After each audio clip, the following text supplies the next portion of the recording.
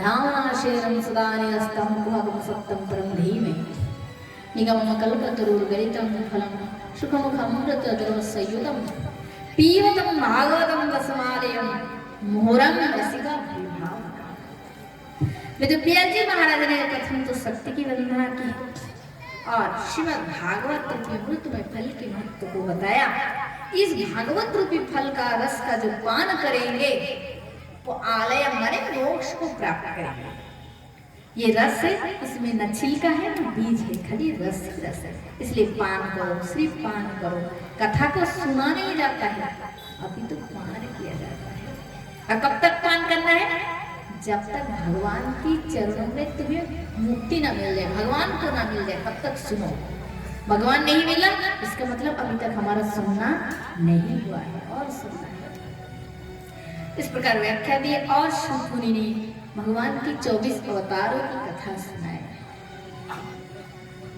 जिसमें प्रथम सनकादि का अवतार है, द्वितीय में वराह, तृतीय में हंस, चौथे में हयग्रीव और पांचवें में नारद, नारायण, कपिल, दत्तात्रेय, यज्ञ, ऋषभ, पृथु, मत्स्य, कुर्म, धन्वंतरी, महिनी, ऋषि, वामन, परशुराम, व्यास, श्री रामचंद्र, बलराम, श्री कृष्ण, बुद्ध, कल्कि। और अंत में सूत मुनि कहा कि 24 ही नहीं बल्कि भगवान का अवतार असंख्य अनंत है, अवतार असंख्य है। इसके बाद कुरुक्षेत्र की कथा सुनाए, जिसमें सारे कुरुवंश मारे गए युद्ध में और पांडव विजयी हुए। युद्ध में विजय होने के बाद युधिष्ठिर महाराज ने प्रजा पालन किया। युधिष्ठिर महाराज राष्ट्र यज्ञ किया। राष्ट्र यज्ञ किए और महाराज श्री कृष्ण भगवान ने कहा, युधिष्ठिर इस यज्ञ में सबको एक एक सेवा का भाग मिल रहा है। तो युधिष्ठिर जी ने कहा कि हाँ प्रभु, ठीक है, सबको तो एक एक सेवा का भाग तो देना ही पड़ेगा। इतना बड़ा यज्ञ हो रहा है, तभी तो यज्ञ होगा, सफल होगा काम। जैसे नाम यज्ञ होता है ना, तो आप लोग देखे होंगे कोई कीर्तन में जलदान करते हैं, प्रसाद देते हैं, कोई पुजारी बन के पूजा करते हैं, है ना, कोई श्रोता बन के सुनते। सबका अलग अलग सेवा है, भाव है। थोड़ा सा हल्के भी करने से अच्छा रहता पंखा, ज्यादा स्पीड आ रहा है। तो अब क्या हुआ महाराज, श्री कृष्ण भगवान राजा युधिष्ठिर के पास जाकर उनसे कहा, युधिष्ठिर इसे महायज्ञ में सबको एक एक सेवा का भाग मिला, तो मैं भी कुछ सेवा का भाग चाहता हूं।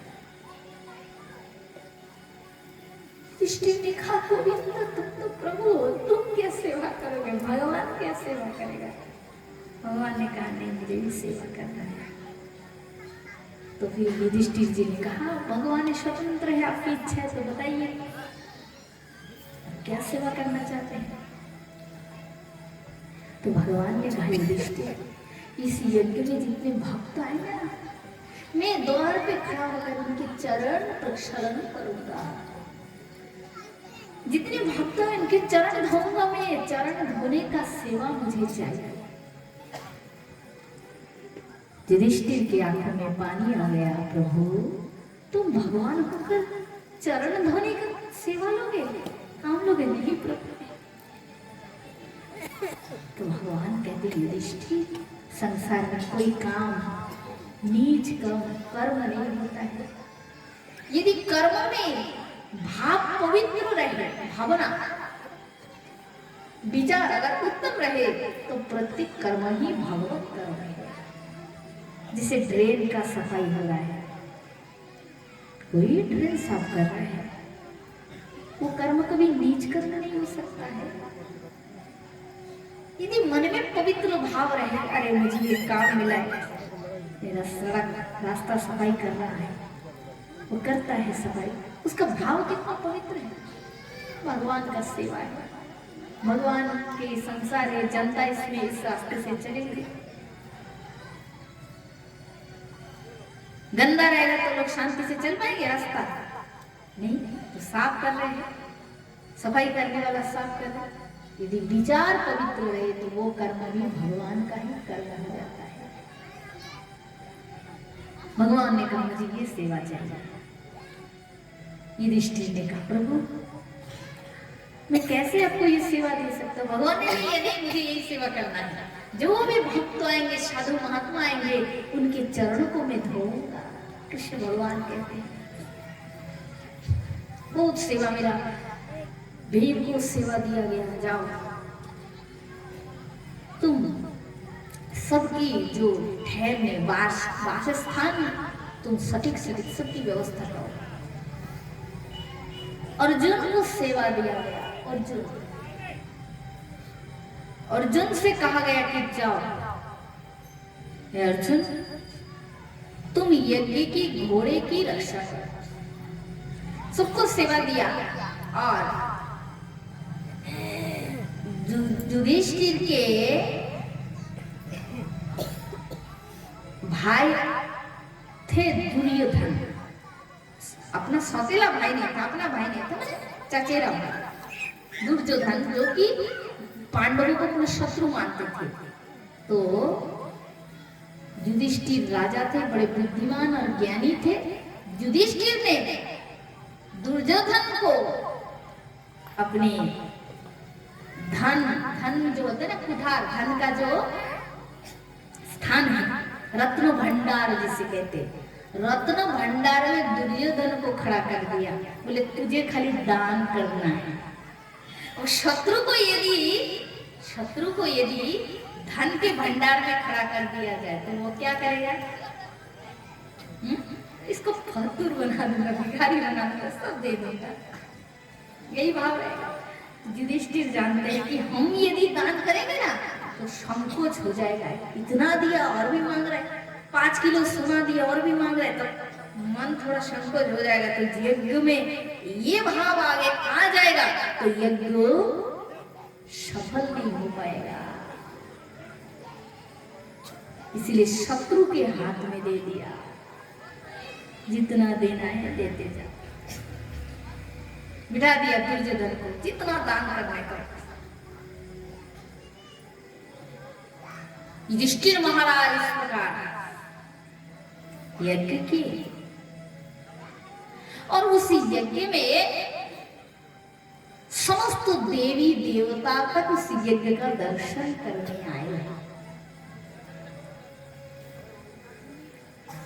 खूब दान हुआ, अन्नदान, वस्त्रदान, रत्नदान, भूमिदान, गोदान, हाथीदान, घोड़ा, सब दान, संतों की सेवा की। इस प्रकार जब यज्ञ को पूर्ण किए युधिष्ठिर महाराज, तब एक नेवला था, उसको क्या बोलते हैं? काठबिड़ाल बोलते हैं ना, जानते हैं ना? काठबिड़ाल। तो वो एक बुद्धिमान नेवला काठबिड़ाल था। वो वहीं पे आया, यज्ञ में आया, और यज्ञ में आकर उसने सोचा कि एक दीन भिखारी भिक्षु ब्राह्मण ने यज्ञ किया था और उस यज्ञ में थोड़ा प्रसाद बचा था। उसी प्रसाद को जब मैंने खाया तो मेरा शरीर, आधा शरीर सोने का हो गया। तो उसने सुना है युधिष्ठिर महाराज वो यज्ञ कर रहा है, तो उस यज्ञ में जाओ। आधा शरीर सोना का हुआ। अब युधिष्ठिर महाराज के यज्ञ जब पूर्ण हो जाएगा, साधु महात्मा प्रसाद ग्रहण करके जो छोड़ जाएंगे, उसी को जब मैं ग्रहण करूंगा तो मेरा आधा शरीर भी सोने का हो जाएगा, माने पूरा शरीर सोने का।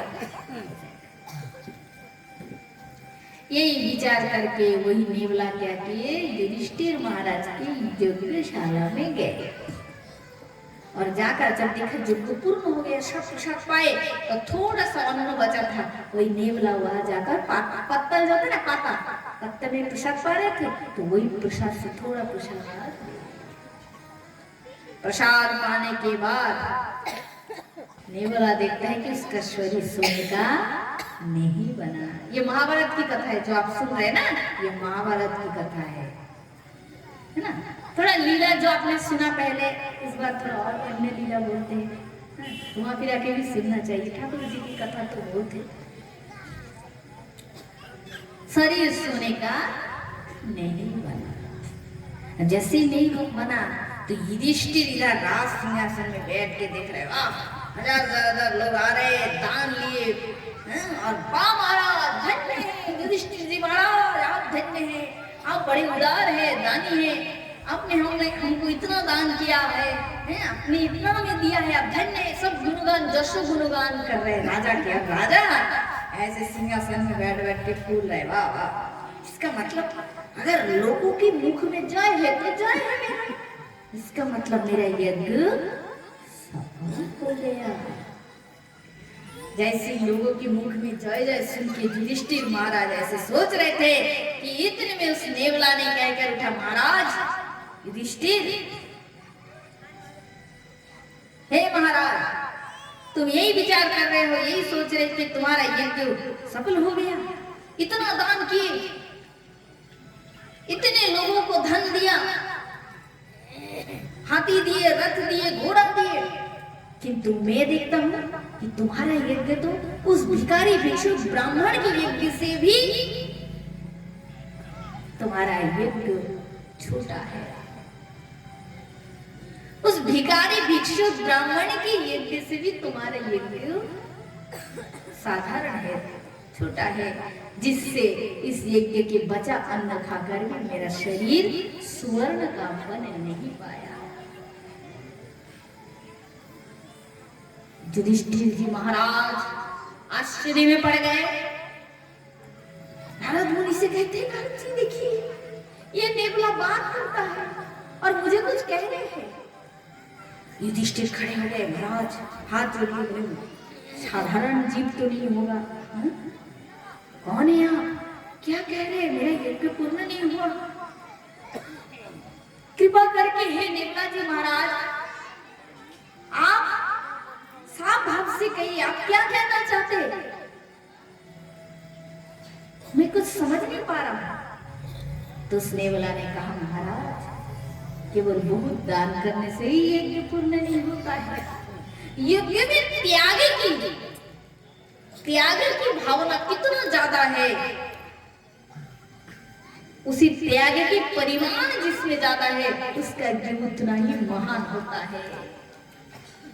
तब ये कहकर नेवला ने कहा, सुनो महाराज, एक समय एक भिक्षुक भिखारी ब्राह्मण ने यज्ञ किया। कैसा यज्ञ? अन्नदान का यज्ञ। घर में कोई भी भिखारी आए, दीन दुखी मनुष्य आए, तो वो कभी उसे भूखा लौटाते नहीं थे, खाली हाथ नहीं लौटाते थे।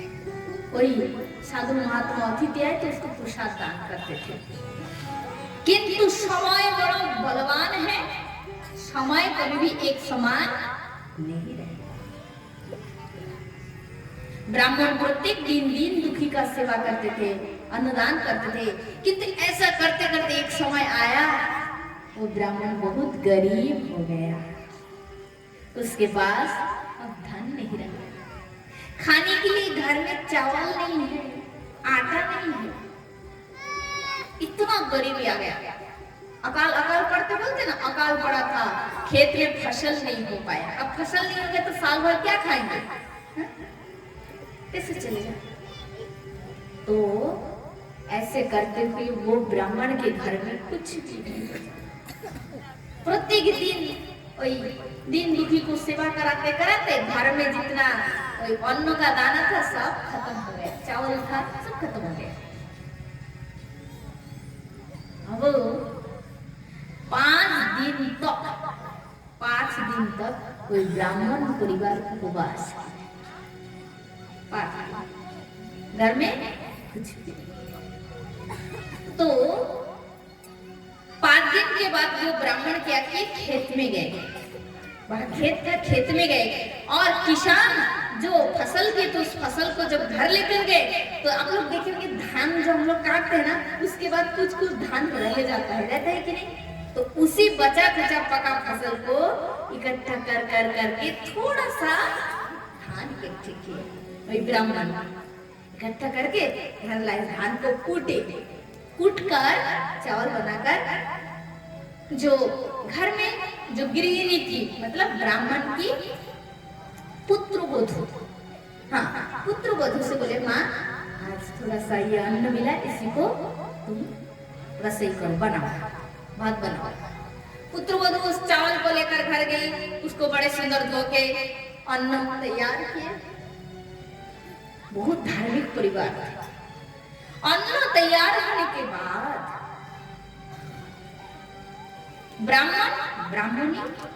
ब्राह्मण का पुत्र बेटा और पुत्र वधू चार जन घर में है, 4 जन से, और उनका छोटा एक बेटा था। तो 5 भाग में कोई भात को 5 थाली में निकाला गया अन्न। किंतु जैसे अन्न निकाला गया तो ब्राह्मण ज्ञानी थे, विद्वान थे, वो जानते थे इसके प्रत्येक दिन की जो नियम था कि जैसे अन्न तैयार हो जाए तो घर के बाहर जाते थे, अन्न तैयार होने के बाद घर के बाहर जाए और एक तो गाय को दोहने के लिए जितना समय टाइम लगता है उतने टाइम तक समय तक बाहर खड़ा रहना है कि कोई अतिथि ना आए। अन्न दिया धड़ाधड़ खा दिए, इस प्रकार अन्न गृहस्थ के लिए नियम नहीं है। घर में अन्न बने तो प्रथम अन्न अतिथि के लिए निकालना। शास्त्र में वर्णन है जो अन्न खुद पकाकर खुद खाते हैं वो अपने पाप को खाते हैं, ये वेद में लिखा है। इसलिए एक गाय को धोने के लिए जितना समय लगता है उतने समय तक द्वार पे खड़े रहे कि कोई अतिथि नारायण उस उतने समय के अंदर यदि आ जाए तो ठीक, ना आ जाए तो भगवान का शरण करके फिर आप प्रसाद पा सकते। तो ब्राह्मण ये नियम जानते थे, वे रास्ते पे चले गए, घर से बाहर हो गए और जाकर कोई अतिथि नारायण है कहकर खोज कर रहे हैं। करते करते देखे तो कोई नहीं, सोचा आज शायद कोई नहीं आएगा। ऐसा विचार करके वो ब्राह्मण वापस घर जाने के लिए जैसे तैयार हुए तो उन्होंने देखा कि उनके पीछे पीछे एक दीन दुखी ब्राह्मण आ गए। ब्राह्मण ने देखा कोई नहीं था, अकस्मात एक दीन दुखी ब्राह्मण एक साधु आए तो उन्होंने कहा परम सौभाग्य मेरा, भगवान आए अतिथि रूप में। क्योंकि उन्होंने ये हम लोग यज्ञ मतलब क्या समझते, स्वाहा स्वाहा, खाली एक प्रकार की जगह नहीं। गीता में भगवान श्री कृष्ण ने अलग अलग यज्ञ का व्याख्या की है। जैसे हम लोग ये ज्ञान यज्ञ है, भागवत ज्ञान यज्ञ, हरे कृष्ण नाम उसे बोलते हैं नाम यज्ञ। और घी में जो आहुति यज्ञ वो भी एक यज्ञ है। उसी प्रकार अन्न का ही यज्ञ होता है, अन्नदान का यज्ञ। ये जो ब्राह्मण कर रहे हैं ये भी अन्नदान का यज्ञ है। प्रत्येक दिन वो अन्न सेवा करेंगे भक्तों के। तो वही नियम थे, प्रत्येक दिन गेट के बाहर जाते थे, जो आते थे उनको सेवा करा के फिर परिवार पाते थे। किंतु समय एक समान नहीं चलता है। आज विपरीत हुआ, घर में अन्न का अभाव है। थोड़ा सा चावल बना और बाहर गए, उन्होंने सोचा शायद आज कोई नहीं आएंगे, किंतु एक दीन दुखी व्यक्ति उनके पीछे आ गया। 5 दिन परिवार के लोग उपवास किए, शरीर में बल नहीं है, मुख पूरा सूख गए। किंतु ब्राह्मण के मुख में हंसी है, महात्मा हमारे घर में अतिथि आए हैं, बैठने के लिए आश्रम भी है। आश्रम देने के बाद वही ब्राह्मण ने अपने पत्नी से कहा, देवी तुम तो मेरे नियम को जानते हो, अतिथि नारायण की सेवा ना करके मैं कभी भी मुख में अन्न नहीं लेता। यही देखो, मैं अतिथि लेकर आया हूँ, जल्दी से प्रसाद की थाली को लाओ। ब्राह्मणी ने क्या किए, वही अन्न की थाली लेकर पतिदेव के हाथ में दी और वही अन्न लेकर ब्राह्मण ने उस साधु को, उस महात्मा को दे दिया। किंतु उसमें भाग बहुत कम था, थोड़ा सा था, उनका पेट नहीं भरा। तो गृहिणी पत्नी जान गई कि अतिथि का पेट नहीं भरा, इसलिए अपने भाग का अन्न ब्राह्मणी ने दे दिया। ब्राह्मणी का प्रसाद अतिथि ने पाया और जब पुत्र ने देखा कि माता पिता ही अपना भाग का दे रहे, तो मैं अपने भाग का कैसे खा सकता हूँ।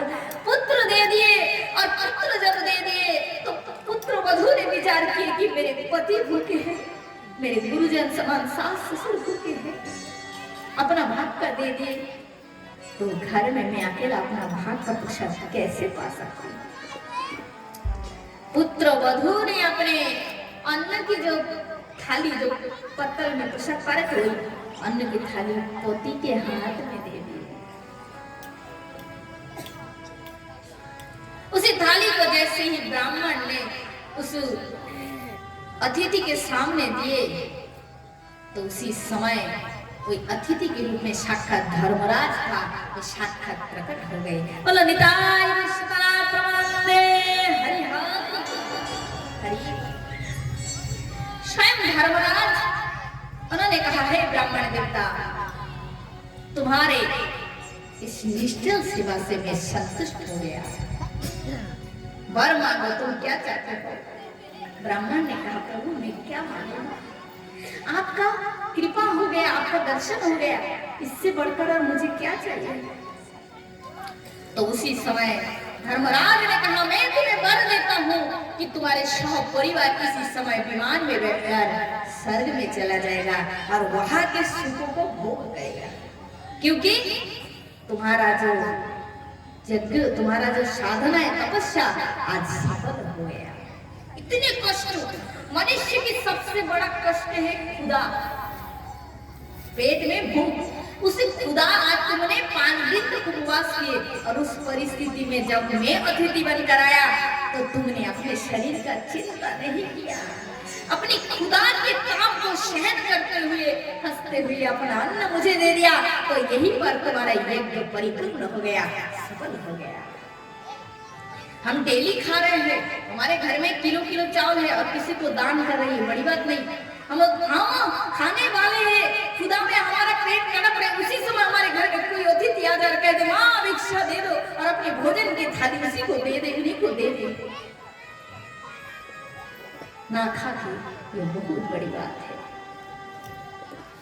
इसीलिए घर में कभी अतिथि आए, कोई अन्न के लिए याचना करे तो उन्हें कभी खाली हाथ मत लौटाना, जितना आपके पास से आवश्यक दान करना, क्योंकि तुलसी या संसार में सबसे प्रिय थाए, तुलसी या संसार में सबसे प्रिय थाए, ना जाने के रूप में नारायण मिल जाए।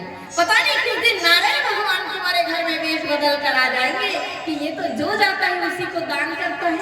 एक दिन मैं भी इसके घर जाऊँ तो भगवान भी वेश बदल करके उसके घर आ जाते हैं। नेवला कहता है, युधिष्ठिर जी महाराज, उसी समय कोई अन्न थोड़ा जो बचा था ना, उसी स्थान पर मैं था और उसी अन्न को जैसे मैंने पाया, मेरा आधा शरीर स्वर्ण का हो गया, सोने का हो गया। तब उससे मैं सब जगह घूम रहा हूँ कि कहाँ युद्ध होगा, उसी युद्ध में मैं प्रसाद पाऊंगा और मेरा आधा शरीर भी सोने का हो जाएगा। किंतु तुम्हारा यज्ञ तुम सोचते हो परिपूर्ण हुआ, नहीं हुआ। तुम्हारा यज्ञ उस दिन सफल हो जाएगा जिस दिन तुम अपने शरीर के सुख को भी भूल कर लोगों की सेवा के लिए चेष्टा करोगे। ये एक शिक्षा दी है, बड़ा सुंदर शिक्षा है, हमें भी इस शिक्षा को ग्रहण करना है।